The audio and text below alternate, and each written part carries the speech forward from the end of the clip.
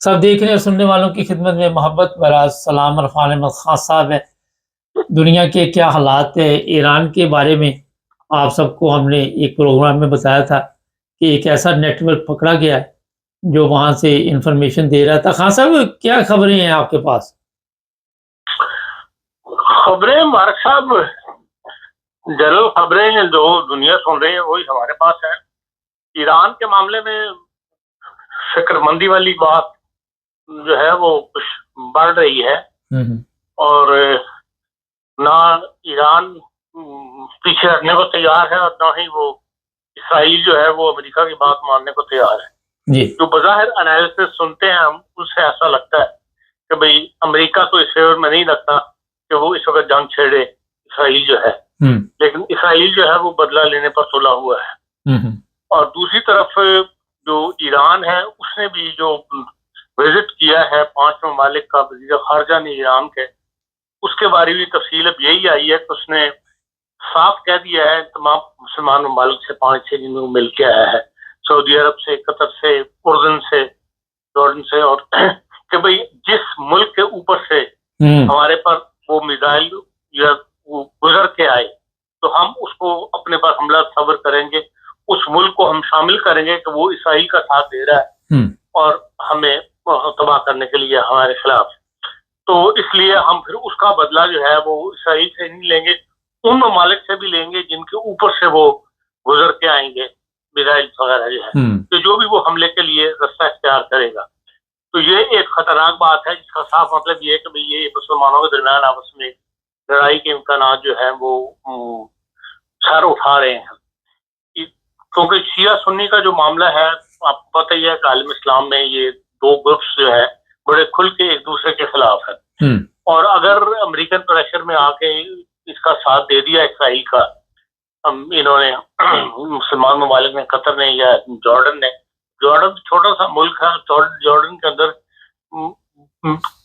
بے پناہ فلسطینی، لاکھوں فلسطینی ہیں جنہوں نے پناہ لی ہوئی ہے، اس سے پھر وہ بھی متاثر ہوں گے، تو اس کا جو نظر آ رہا ہے وہ یہ ہے کہ اینڈ پہ نقصان جو ہے وہ مسلمان ممالک کا ہی زیادہ ہوگا۔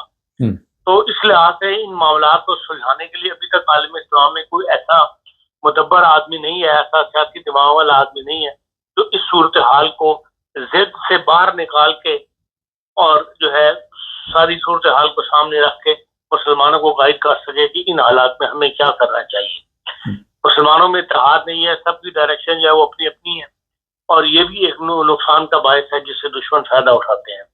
مغربی یورپ میں ہم دیکھتے ہیں تو مغربی یورپ کے اندر جو 7 اکتوبر کو میزائل پھینکے گئے تھے ان کی جو سالگرہ منائی گئی ہے، اس میں بھی یہ بات کھل کر سامنے آئی ہے کہ جو عوام ہیں ان ملکوں کے وہ اسرائیل کو برا تو کہتے ہیں، اسرائیل کی جو ظلم کر رہا ہے غزہ کے اندر اس نے کیا ہے، یا مسلسل جو فلسطینیوں کو دوبارہ اس کے خلاف وہ یقیناً وہ آواز اٹھاتے ہیں، اس کی فیور نہیں کرتے، لیکن ساتھ وہ حماس کو اور جتنے بھی مسلمان تنظیمیں ہیں ان سب کو وہ کہتے ہیں کہ یہ دہشت گرد تنظیمیں ہیں، اور ان یہ تنظیمیں جو ہیں ان کو غیر فعال کرنا چاہیے، ان پر پابندی لگنی چاہیے، ان کو اپنے ممالک میں کام نہیں کرنا دینا چاہیے، اور جب تک یہ غیر فعال نہیں ہوں گے اس وقت تک اسرائیل کا امن قائم نہیں ہوگا۔ ان کی رائے یہ ہے مغربی یورپ کی دنیا کی کہ بھئی یہ تنظیمیں جو ہیں یہ کچھ نہ کچھ چھیڑ چھاڑ کرتی ہیں، جو بہانہ بنتا ہے اسرائیل کو پھر ظلم کرنے کا اور اسرائیل کو حملہ، ان پر ہم فلسطین کو حملہ آور ہونے کا۔ تو وہ یہی کہتے ہیں کہ بھئی اس وقت ان دونوں جتنی بھی تنظیمیں ہیں، جن میں سے عرفات والی فلسطین کی جو ہے PLO، وہ تو خاموش ہو گئے ہیں، انہوں نے تدنیا میں کافی مار کھائی، اور اس کے بعد اب وہ اس قسم کے اقدامات نہیں اٹھا رہے جس قسم کی حماس اٹھا رہی ہے یا یہ حزب تحریر اٹھا رہے ہیں۔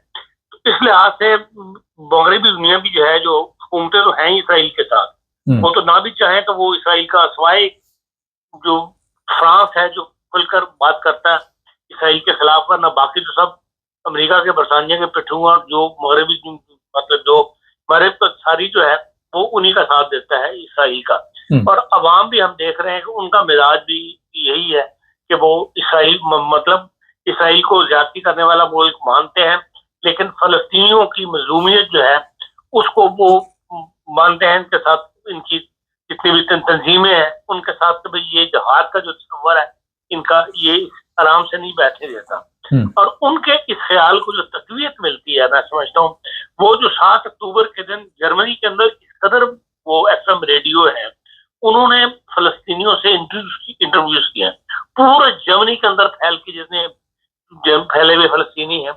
2,25,000 فلسطینی جو ہے وہ جرمنی میں رہ رہے ہیں، جن میں سے کچھ کے پاس مصر کے پاسپورٹ ہیں اور کچھ کے پاس جارڈن کے پاسپورٹ ہیں، اور باقی جو ہیں وہ اسٹیٹس لوس ہیں، جن کے پاس کوئی نیشنلٹی نہیں ہے، اور ان کو رحم کے طور پر برطانیہ یہاں انہوں نے رکھا ہوا ہے جرمنی نے۔ اور جو ایف ایم نے ان سے انٹرویوز لیے ہیں ان کے اندر وہ ان کے خیالات میں یہاں مغربی دنیا میں رہنے کے بعد ان کے خیالات میں بھی تبدیلی آئی ہے، وہ انہوں نے یہ تسلیم کیا ہے کہ بھئی ہماری جتنی بھی تنظیمیں وہاں پر ہیں یہ اسلام کے نام پہ شدت پسند تنظیمیں بنی ہوئی ہیں جو مذہب کو سامنے رکھ کے اور فلسطین کا مسئلے کو حل کرنا چاہتی ہیں، وہ وہاں پر ایک اور تصور دیتی ہیں فلسطینیوں کو، وہاں جہاد کو اولویت دی جاتی ہے اور لڑنے کو اولویت دی جاتی ہے کہ نہیں ہم نے لڑ کے لینا ہے، جو گفت و شنید کی طرف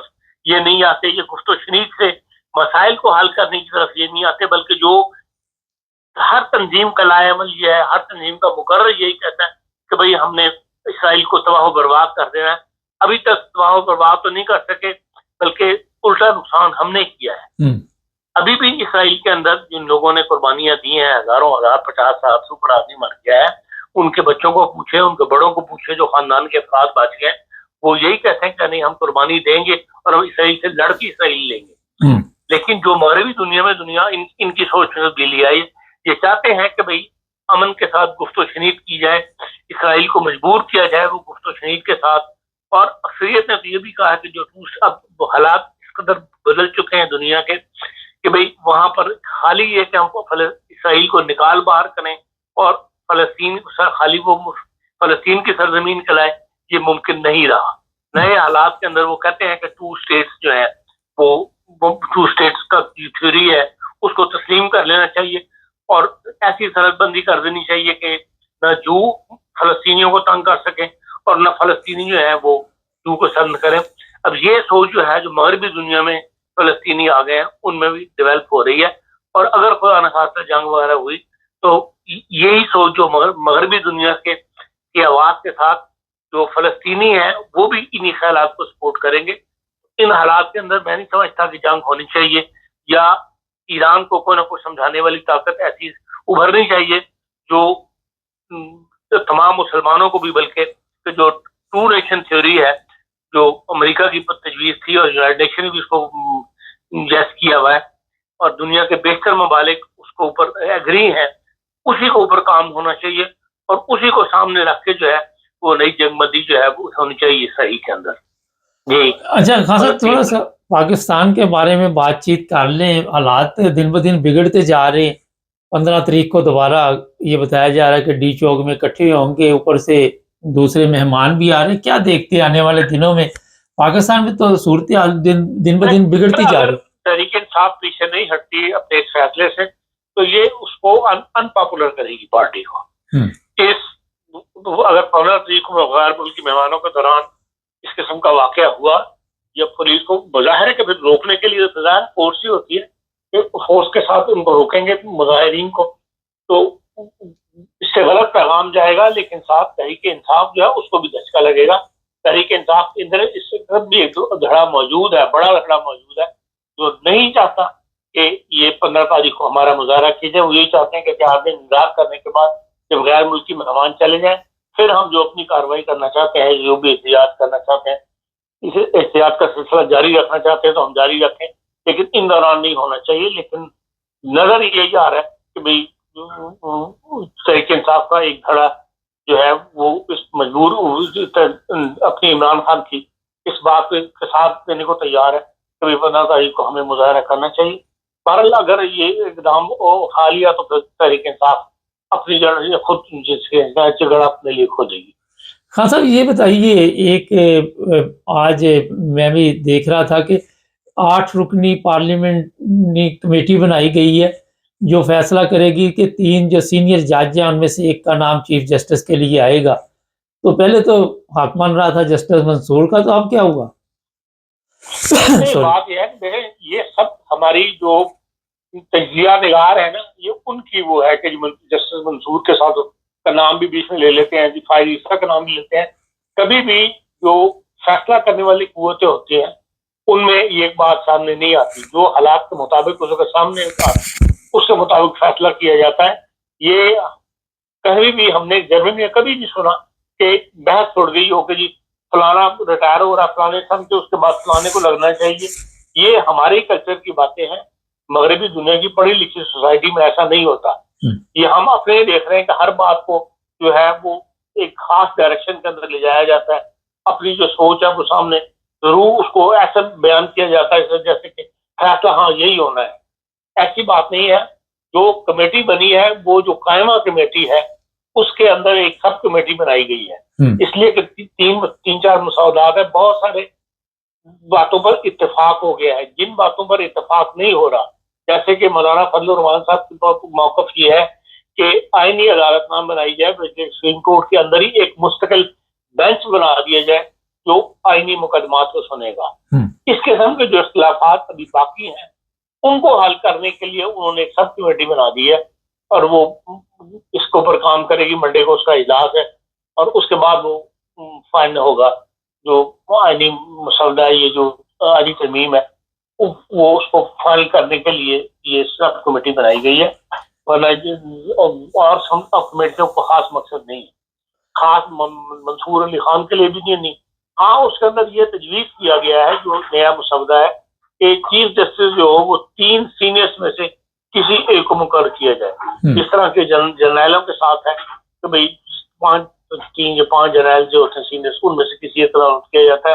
لیکن آئین کے اندر اس قسم کی تبدیلی جو ہے اب اگر یہ اتحادی حکومت کرنا چاہتی ہے تو یہ لوگ اپریشیٹ اس کو کریں گے نہیں، کیونکہ جب ایک سسٹم بن گیا تھا کہ جو سینئر جج ہے وہی اس کو سپریم کورٹ کا جج بنتے چلا جائے، تو میں سمجھتا ہوں اسی کو قائم رہنا چاہیے تھا.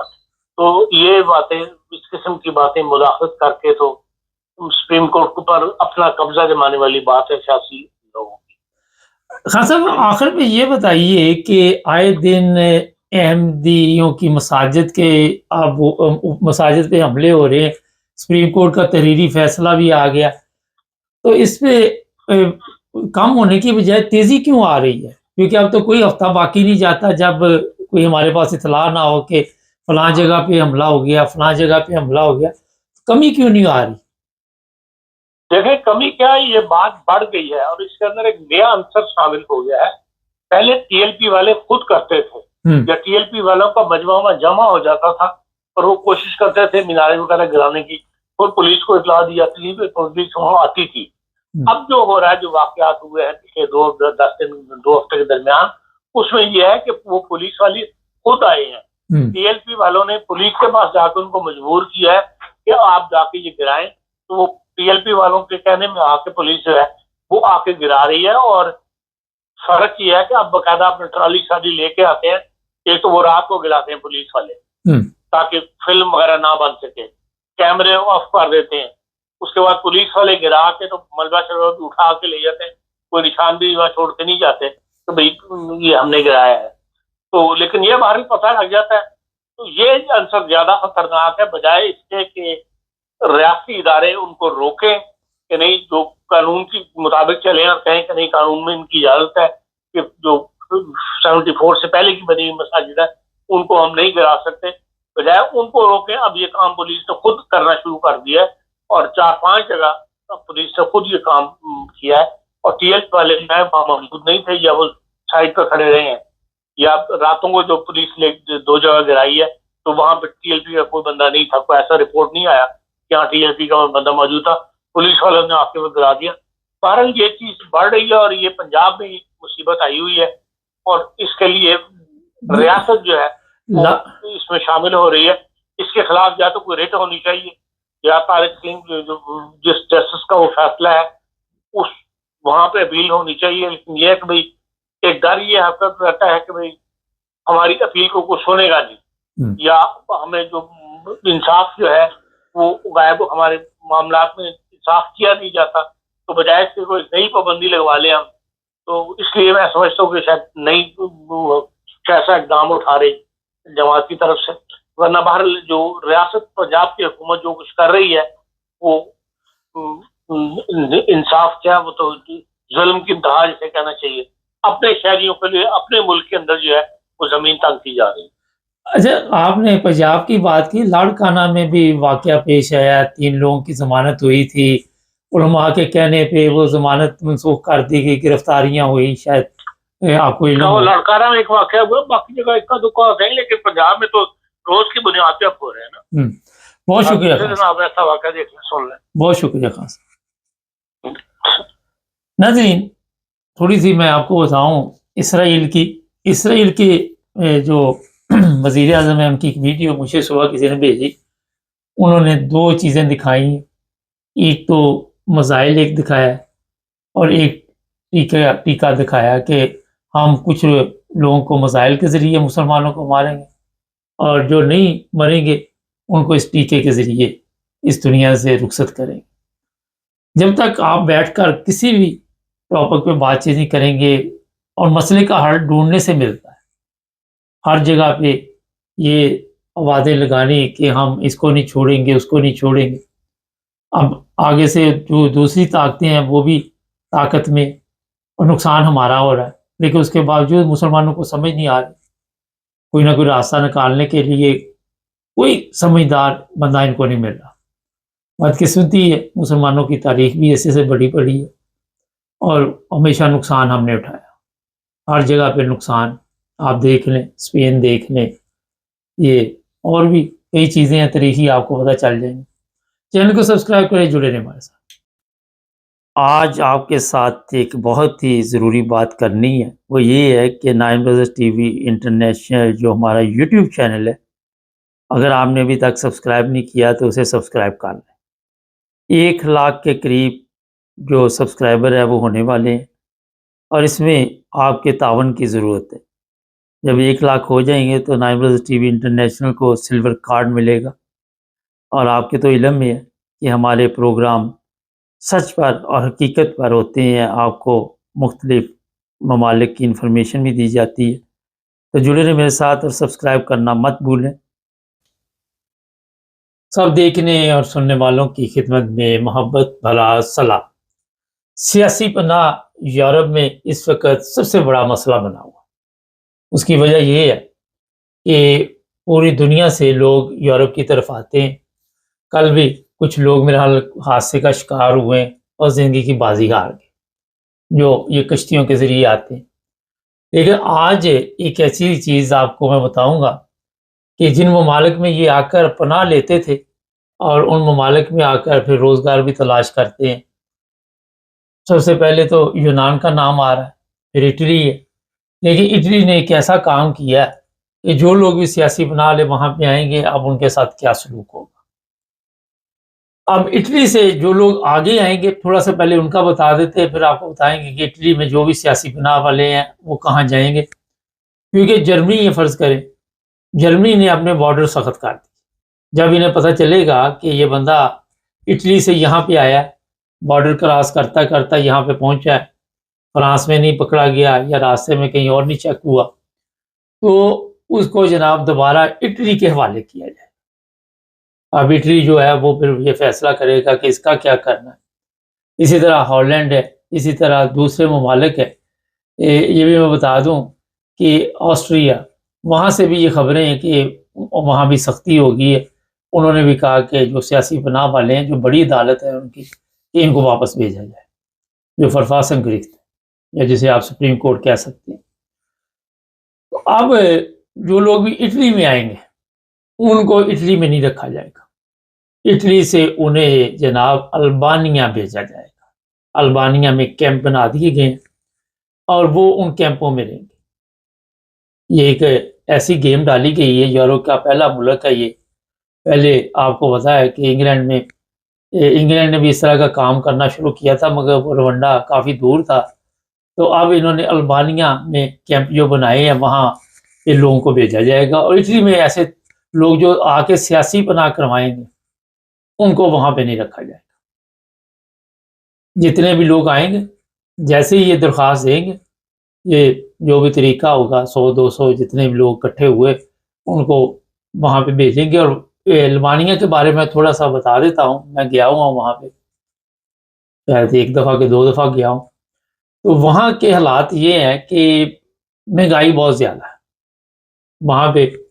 میں خود حیران تھا کہ انکم لوگوں کی اتنی نہیں ہے، لیکن وہاں پہ جب ہم چیز کوئی خریدنے جاتے تھے تو پرائس ایسی تھی جیسے یورپ میں ہے، جیسے جرمنی میں ہے، یا جرمنی سے بھی زیادہ لگ رہی تھی مجھے تو، یا انگلینڈ سے بھی زیادہ لگ رہی تھی.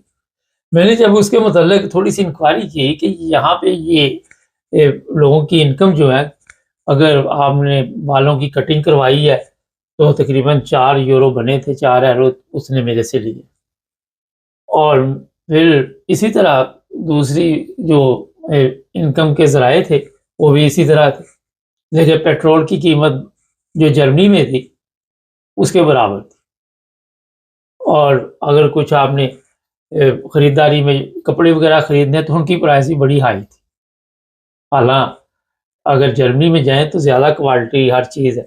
تو پتہ چلا کہ یہاں کے لوگ جو ہیں وہ کیونکہ 3 ماہ کی ان کی انٹری ہے یورپ کی، تو یہ مرد عورتیں جو ہیں یہ وہاں پہ چلے جاتے ہیں یورپ کے کسی ملک میں جیسے جرمنی میں یا کسی جگہ بھی، اور وہاں جا کے یہ چوری کام کرتے ہیں.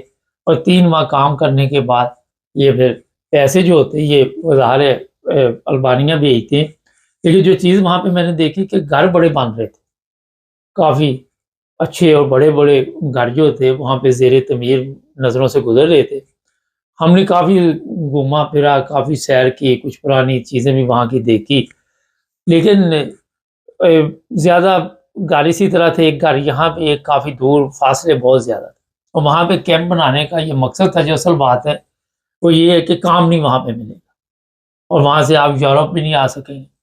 یورپ اس لیے نہیں آ سکیں گے، کسی بھی ملک میں آئیں گے فنگر پرنٹ آپ کے ہوئے، آپ کی تصویریں ہیں، آپ کو پھر وہاں البانیہ بھیجا جائے. وہاں پہ کھانا پینا ملے گا کیمپوں میں، اور سونے کے لیے جگہ ملے گی.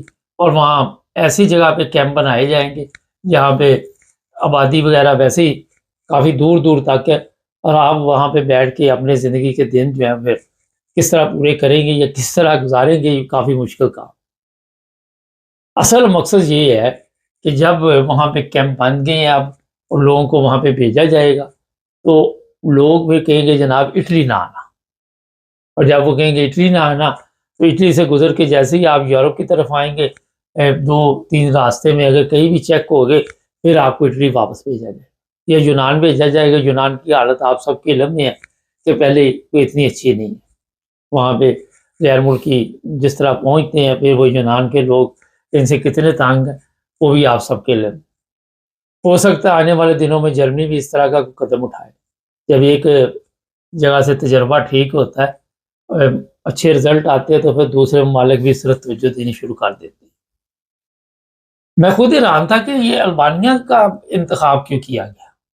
اس کی وجہ یہ تھی کہ یہ اتنی دور بھی نہیں ہے، اور یہاں سے جو لوگ بھیجے جائیں گے اٹلی سے وہ خود ہی وہاں پریشان ہو کے پھر ہو سکتا ہے لکھ کے دے دیں کہ ہمیں واپس بھیج دیا جائے ہمارے ممالک میں. کیونکہ جہاں بھی آپ دیکھیں گے اس طرح کے کیمپ بنیں گے وہاں پہ شاید دور دور تک کوئی ایسے اثرات نہ ہو کہ جہاں آپ کو کوئی کام مل جائے. کیونکہ وہ خود لوگ جو ہے وہ اتنے امیر نہیں ہیں، وہ پیسہ یورپ سے لے کے جاتے ہیں. ایک پچھلے دنوں میں نے ویسے پروگرام دیکھا تھا کہ کوئی وزٹ پہ بندہ آیا ہوا تھا تو اس نے البانیہ میں کوئی 3 دن کام کیا. تو میں سن رہا تھا اس کی باتیں، تو وہ بتا رہا تھا مجھے 3 دن اس نے پھر کھانا دیا اور سونے کی جگہ دی. بس وہ آپ کو ادھر بھی ملنی ہے کیمپوں میں بھی. اگر آپ کسی کے پاس وہاں کام شام کریں گے زمیندار کے پاس، تو اگر کھانا اور سونا ہی ملنا ہے تو پھر کیمپ میں بھی یہی چیزیں ملیں. ناظرین، یورپ اس وقت غیر ملکیوں سے تنگ آیا ہوا ہے. جرمنی کی رپورٹ کے مطابق پچھلے سال میں بہت بڑی تعداد جرمنی میں بھی آئی جو سیاسی پناہ والے. اور جرمن میں آپ کو بتایا الیکشن آ رہے ہیں، جس کی وجہ سے یہاں پہ جو موجودہ گورنمنٹ ہے یا جو آنے والی ہے، جتنے بھی لوگ ہیں وہ کوشش کر رہے ہیں، کیونکہ یہاں کے جو جرمن لوگ ہیں وہ ان سے تنگ آئے ہوئے ہیں۔ اسی طرح اٹلی میں بھی یہی حالات ہے، اٹلی میں کام شام جرمنی کی نسبت بہت کم ہے۔ یہاں پہ جن کے پاس اٹلی کے پیپر مل جاتے ہیں وہ پھر جرمنی وغیرہ آ جاتے ہیں یا دوسرے ممالک میں آ جاتے ہیں اچھی زندگی گزارنے کے لیے۔ ان کو پتہ ہے کہ یہاں بچوں کا مستقبل اچھا ہے، لیونگ اسٹینڈرڈ زیادہ اچھا ہے۔ بے شمار لوگ ادھر مجھے ملتے ہیں جو اٹلی سے شفٹ ہوتے ہیں، جن کے پاس یا تو اٹلی کا پاسپورٹ ہوتا ہے یا پھر 5 سال کا وہاں کا ریزیڈنٹ پرمٹ مل جاتا ہے، وہ پھر یہاں پہ کام ڈھونڈ کے تو پھر اپنے آپ کو یہاں شفٹ کر لیتے۔ تو جناب یہ آپ کو خبر دے دی ہے، کیمپوں کی تصویر میں نے اوپر تھم لین پہ لگا دی ہے، اور اس وقت سوشل میڈیا پہ بھی یہ خبریں چل رہی ہیں، میڈیا پہ بھی چل رہی ہیں۔ اب یہ کون سے لوگ وہاں پہ بھیجے جائیں گے ابھی تک اس کا کوئی پتہ نہیں، یہی پتہ چل رہا ہے کہ سیاسی پناہ لیں، جو پہلے کے موجود ہیں ان کو بھی بھیجا جائے گا، یا جو نئے آنے والے ہیں پتہ نہیں سب کو ہی بھیجا جائے گا، کیونکہ اٹلی میں شاید جگہ نہیں ہے اور وہاں پہ اخراجات زیادہ پڑتے ہیں، یا پھر کیا حالات ہوئے، لوگ اسی وجہ سے پریشان ہیں۔ میری بات ایک صاحب سے ہو رہی تھی اٹلی میں، کہتے 2 سال سے کیمپ میں ہوں، اور یہاں سے ایک ہی بس جاتی ہے شہر کی طرف، اور پھر ہم کبھی کبھی اس پہ بازار وغیرہ چلے جاتے ہیں، تو ورنہ سارا دن ہم کیمپ میں بیٹھے رہتے ہیں، اور ایک کمرے میں 4 لوگ ہیں، یہیں پہ زندگی گزار رہے ہیں۔ 2 سال سے شوگر ہو گئی ہے مجھے، بلڈ پریشر ہو گیا ہے، یہ ہو گیا وہ ہو گیا۔ تو اب لوگوں کو سوچنا چاہیے، یورپ آنے سے پہلے کتنا پیسہ لگا کے ہم آئیں گے، تو بعد میں کہیں البانیہ پہنچ گئے تو پھر کیا بنے گا، وہاں سے پھر کس طرح باقی کی زندگی جو ہے گزرے گی، یا جو پیسہ لگا کے آپ آئے ہیں وہ کیسے پورا کریں گے، کیونکہ لاکھوں روپے پاکستان سے خرچ کر کے لوگ یہاں پہ آ رہے ہیں، اور وہ سوچتے ہیں کہ یہاں پہ آ کے یہ پیسے پورے ہو جائیں۔ چینل کو سبسکرائب کریں، جڑے رہیں ہمارے ساتھ تاکہ اور بھی پروگرام دیکھتے رہیں۔